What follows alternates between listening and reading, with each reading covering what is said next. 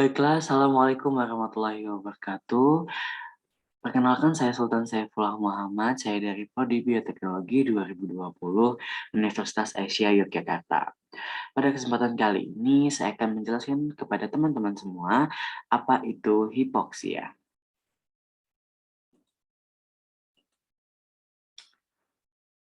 Hipoksia merupakan masalah atau kondisi biologis yang ditandai dengan kekurangan oksigenasi jaringan yang mengganggu fungsi biologis normal.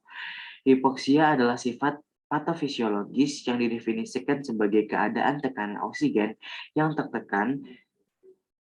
Hipoksia dapat hadir di jaringan termasuk tumor, menyebabkan gangguan fungsi seluler atau organ setelah tingkat oksigen kritis dilanggar. Hipoksia jaringan lokal yang berhubungan dengan tumor dapat menjadi akibat dari dua tipe umum kekurangan oksigen. Hipoksia dapat berupa perfusi terbatas atau hipoksia akut yang disebabkan oleh penurunan sementara suplai darah, atau hipoksia dapat terjadi secara difusi terbatas atau hipoksia kronis yang disebabkan oleh vaskularisasi yang tidak mencukupi dan mengganggu kebutuhan metabolisme tumor yang sedang tumbuh. Berikutnya, hipoksia yang terjadi pada sel T. Sel T ini merupakan sel yang memberikan perlindungan yang efektif terhadap patogen intraseluler dan biasanya menghilangkan sel abnormal sebelum berkembang menjadi kanker. Lalu, apa yang terjadi apabila sel T mengalami hipoksia? Seperti yang kita ketahui bahwa sel T ini berada pada lingkungan mikrotumor. Lingkungan mikrotumor padat adalah jaringan kompleks yang terdiri dari sel-sel ganas, tetapi juga ada yang tidak ganas, misalnya sel stroma dan imun, matriks ekstraseluler, pembuluh darah, dan limfatik. Lingkungan mikrotumor diketahui bersifat imunosupresif karena sejumlah besar mekanisme yang berkontribusi, termasuk perubahan ekspresi kemokin yang mengakibatkan perdagangan sel inflamasi yang buruk ke tumor. Ini termasuk perubahan ekspresi kemokin yang mengakibatkan uh, jalur sel ini mengalami inflamasi. Perekrutan atau induksi populasi sel penekan atau produksi sitokin penekan kekebalan, ekspresi ligan penghambat yang bersama, dan penipisan nutrisen penting. Pada kondisi hipoksia, oksigen berada pada tingkat rendah yang sering ditemukan di lingkungan mikrotumor itu juga dan dikaitkan di antara faktor-faktor lain dengan pertumbuhan sel tumor yang cepat dan aliran darah yang tidak memadai karena perfusi yang heterogen. Kemudian juga pengaruh penekanan ini digunakan dalam berbagai kombinasi oleh tumor yang berbeda, menciptakan tantangan yang signifikan untuk respon imun dan terapi berbasis imun. Mekanisme-mekanisme mempengaruhi operasi metabolisme sel-sel kekebalan baru yang mulai terurai karena hipoksia tadi. Kemudian pada saat sel T berkumpul bersama, kemungkinan menciptakan area dengan tekanan oksigen rendah. Saat tekanan oksigen rendah, yang selanjutnya dapat meningkatkan glikolisis. Dalam glikolisis, glukosa dipecah menjadi pirufat, menghasilkan perolehan bersih 2 molekul ATP dan konversi 2 koenzim NAD+ menjadi NADH. Pirufat kemudian dapat dimasukkan ke dalam siklus asam trikarboksilat yang memicu fosforilasi oksidatif. Meskipun menghasilkan sedikit energi per molekul glukosa yang dimetabolisme, memungkinkan produksi substrat yang cepat untuk biosintesis asam amino, lipid, dan nukleotida. Yang penting untuk pembelahan sel secara aktif. untuk mempertahankan laju glikolitik yang tinggi. Selanjutnya ada salah satu akibat dari sel T yang mengalami hipoksia. Dalam situasi stimulasi antigenetik atau situasi stimulasi antigenetik persisten atau peradangan yang sedang berlangsung, sel T tidak berkembang menjadi sel memori tetapi mengalami perubahan fenotipik, fungsional, dan metabolik yang mengakibatkan kelelahan pada sel T. Masih harus dijelaskan mana yang menjadi sebab dan mana yang menjadi akibat. Kelelahan sel T pertama kali diamati pada infeksi virus kronis yang tetapi sekarang diakui juga menjadi atau terjadi pada kanker. Dalam tinjauan baru-baru ini, pada penelitian mengajukan pertanyaan menarik, apakah kelelahan sel T disebabkan oleh stres metabolik? Dengan kata lain, ketersediaan oksigen dan nutrisi yang rendah daripada stimulasi antigenik yang berlebihan. Mereka berpendapat bahwa, maksud saya peneliti sebelumnya berpendapat bahwa pada tumor, antigen mungkin hanya diekspresikan pada tingkat rendah dan presentasi dapat dibatasi oleh down regulasi MHC kelas 1. Oleh karena itu, stimulasi antigenik yang sedang berlangsung mungkin bukan mendorong dominan disfungsi sel T di lingkungan mikrotumor. Kelelahan ditandai dengan hilangnya fungsi efektor secara hierarkis. Produksi IL-2 endogen sel T pertama-tama berkurang yang menyebabkan kekurangannya atau berkurangnya proliferasi. Ini diikuti oleh hilangnya sitotoksisitas dan kemudian reduksi dan akhirnya hilangnya produksi sitokin efektor dengan FNY yang hilang terakhir. Sel T yang sangat lelah menjadi rentan terhadap apoptosis dan dihapus dari kumpulan sel T. Sel T yang habis dapat mengekspresikan berbagai reseptor penghambat bersama, seperti kematian T-program 1 atau PD1, antigen limfosit T, sitotoksis 4 atau CLTLA4, gen aktivitas limfosit 3, imunoglobulin sel T, dan domain musim 3 atau tim 3, dan lainnya dengan berbagai kombinasi. PD1 sering digambarkan sebagai reseptor tanda kelelahan sel T. Pemberian sinyal melalui reseptor penghambat bersama yang diregulasi ini menekan aktivitas sel T dan meredam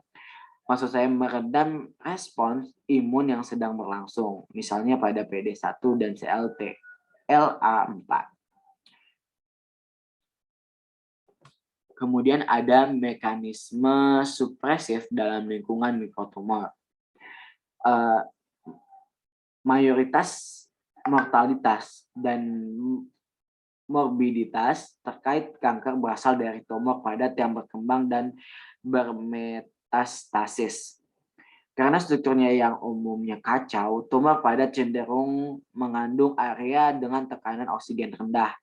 Hipoksia dapat menyebabkan stres metabolik yang pada gilirannya dapat menekan respon imun, memungkinkan tumor untuk tumbuh dan bermetastasis. Sebagai konsep yang muncul pada penelitian sebelumnya berpendapat bahwa perubahan metabolisme dalam sel tumor dan lingkungan mikrotumor harus ditambahkan ke katalog yang ada untuk keunggulan kanker atau penyebab kanker tersebut juga. Hipoksia menginduksi GLUT1 atau hipoksia menginduksi upregulasi dari transporter glukosa 1 dan meningkatkan glikolisis dalam sel tumor melalui induksi faktor 1A yang diinduksi hipoksia HIF1A. Peningkatan glikolisis memberikan substrat untuk proses biosintetik skala besar, pertumbuhan sel tumor, dan pembelahan sel yang cepat. Dalam kondisi hipoksia, glukosa difermentasi menjadi laktat. Dalam laktat, TME dapat mencapai konsentrasi penekanan kekebalan 20 sampai 30 mm dibandingkan dengan sekitar 3 mm di jaringan sehat. Laktat telah terlibat dalam peredaman fungsi efektor sel T dan NK atau produksi sitokin dan sitotoksisitas dan kelangsungan hidup serta mengurangi produksi TNF oleh makrofag. Korelasi kebalik antara signifikan meningkatkan kerentanan tumor terhadap pembunuhan sel T. Salah satu mekanisme yang memungkinkan peningkatan pembunuhan mungkin adalah penghambat peningkatan regulasi PD-L1 yang distimulasi oleh laktat pada sel tumor seperti yang telah ditunjukkan pada sel kanker paru-paru. Dalam sel T, hipoksia menurunkan ekspresi faktor transkripsi sel T efektor T-BET yang mengarah ke peningkatan ekspresi reseptor secara berlebihan dalam sel T CD4-CAR dalam model murin meningkatkan kemanjuran tumornya.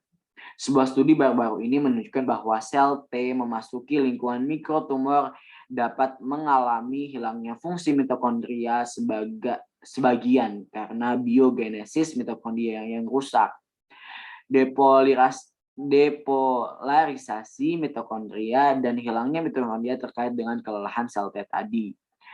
Kelelahan sel T pada kanker dan infeksi virus kronis juga membuat sel efektor tidak dapat memicu respons imun yang efisien bahkan ketika glikolisis meningkat. Selanjutnya, hipoksia pada tumor dan dampak HIF1 pada sel T.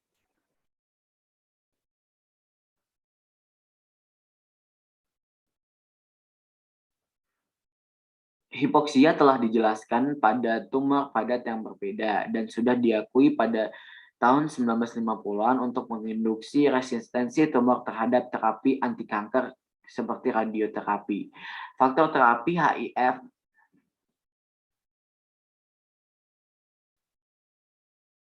atau faktor transkripsi HIF memainkan peran sentral dalam adaptasi sel terhadap stres hipoksia. HIF adalah dimer yang terdiri dari HIF-A atau alfa yang labil terhadap oksigen dan lain-lain. Dalam kondisi normoxic, HIF alfa berkaitan dengan protein von Hippel-Lindau yang menargetkan HIF1 alfa untuk didegradasi oleh proteasom. Selama hipoksia, subunit HIF1 alfa distabilkan, mentranslokasikan ke dalam nukleus di mana ia berinteraksi dengan HIF1 beta dan kemudian meningkat elemen responsif hipoksia pada promotor dan menambahkan gen yang ditargetkan. Hipoksia HIF1 alfa tidak hanya mempengaruhi sel tumor tetapi juga sel imun yang menginfiltrasi tumor. Memang protein HIF1 alfa diekspresikan secara luas dan dideteksi pada sebagian besar tumor manusia, serta dalam sel imun bawaan dan adaptif.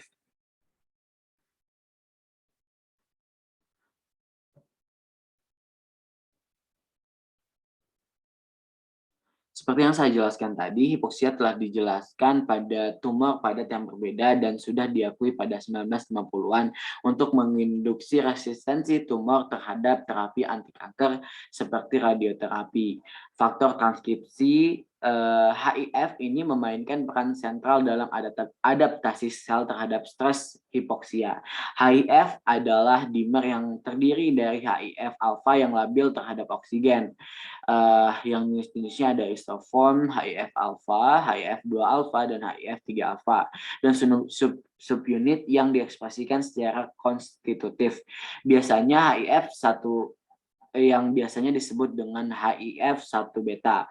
HIF1 alfa diekspresikan di mana-mana dan HIF2 alfa diekspresikan di spesifik jaringan.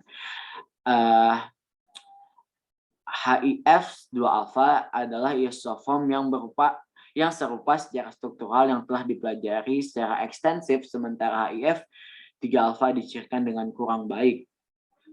Di sini pada penelitian ini akan fokus di bawah pada HIF1 alfa dalam sel T selama hipoksia. Kesimpulannya, pentingnya metabolisme sel dalam mengatur fungsi sel T menjadi semakin jelas untuk meningkatkan respon imun yang efektif. Sel T membutuhkan suplai energi yang cukup. Sayangnya, sel tumor menggunakan jalur metabolisme yang serupa, yaitu mereka dapat meningkatkan regulasi glikolisis sehingga menghabiskan lingkungan mikrotumor dan dari glukosa. Bahan bakar penting untuk fungsi sel T pada saat yang sama, lingkungan mikrotumor dapat menjadi sangat hipoksia, meninggalkan sel T tanpa oksigen yang cukup untuk menggunakan PHOS atau OXPHOS mitokondria, sementara kadar glukosa tidak cukup untuk glikolisis. Hal ini menyebabkan stres metabolik yang mendorong sel T kelelahan dan sel tumor tumbuh tanpa perlawanan. Ini sangat relevan pada tumor padat, karena ini cenderung mengandung daerah hipoksia dan hipoksia memiliki pengaruh kuat pada perubahan metabolisme seluler. Diatur melalui faktor transkripsi HIF1 alfa karena hipoksia. Tumor yang sangat glikolitik lebih agresif. Penting bagi kita untuk memperoleh pemahaman yang lebih baik tentang sel T serta regulasi metabolisme tumor. Yang terakhir, untuk mengembangkan strategi mengganggu metabolisme tumor untuk memperlambat perkembangan tumor, membuat tumor kurang agresif, dan membuat tumor menjadi lebih baik sasaran serta sistem imun. Baiklah, ini merupakan referensi yang saya gunakan dalam penjelasan kali ini. Terima kasih saya ucapkan, lebih dan kurangnya saya mohon maaf. Wabillahi taufiq wal hidayah. Wassalamualaikum warahmatullahi wabarakatuh.